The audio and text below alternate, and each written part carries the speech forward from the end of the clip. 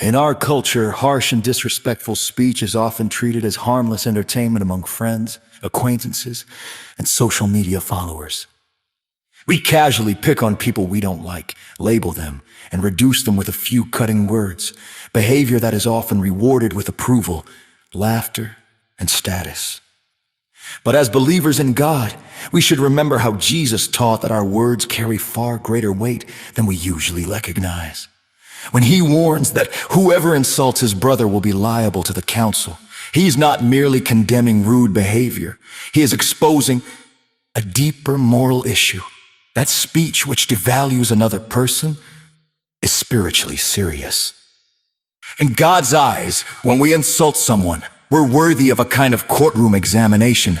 Even if such speech is normalized socially, we remain accountable morally. God sees contemptuous language toward another person not as a trivial slip, but as an action deserving serious review. We should therefore think twice, or even 100 times, before speaking in a way that empties someone of worth or suggests they are useless, trash, or any term that effectively says, "You don't matter." Again, Christ stated that whoever says, "You fool," will be liable to the hell of fire, intensifying the warning by indicating a shift from criticizing actions to condemning identity.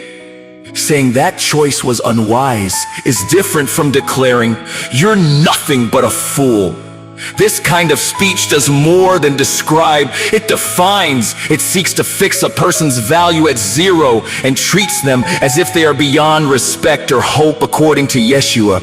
This way of speaking aligns with the destructive purposes of hell itself, for it participates in the dehumanization of someone who bears the image of God. No doubt, the Creator wants us to reconsider how we use our words in everyday life. He doesn't forbid honest disagreement, correction, or firm confrontation when needed. But his Son drew a clear distinction between addressing behavior and attacking a person's worth. In a world where sharp language is easily excused as humor, authenticity, or emotional venting, Jesus' words insist that every human being is too valuable to be casually dismissed or verbally erased. We should never join those who treat others as disposable targets for personal frustration, people whose dignity they feel free to destroy whenever they are angry or irritated. Instead, we should, at the very least, let others live out what God has placed them here to do, unharassed by our opinions or derision.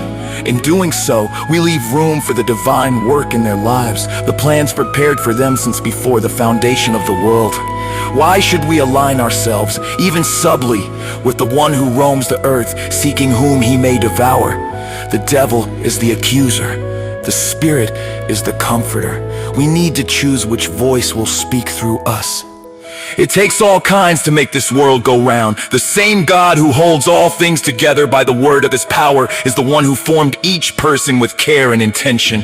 He looks not as man looks, but at the inward being. Every human soul bears the divine fingerprint, fearfully and wonderfully made.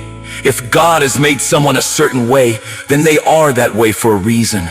The proper response, therefore, is not ridicule but reverence. Our attitude should be, "You may not be my kind of person, but you are God's creation. He put you here with purpose, and I have to respect that, and by respecting you, I honor him."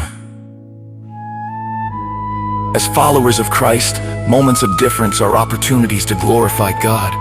We are called to use our words only for what builds up, to edify, to strengthen, and not to scorn. To love God sincerely is to refuse to speak ill of those he loves. When we gossip, mock, or join in cruel laughter, we forget that every person we slight is one for whom Christ died. So let each of us decide, quietly and personally, to be the person who does not add to the noise of scorn, but brings the stillness of grace, to be one who protects rather than provokes, uplifts rather than undermines, and chooses compassion over cruelty. Let each of us look beyond the surface and see in every face the handiwork of the living God.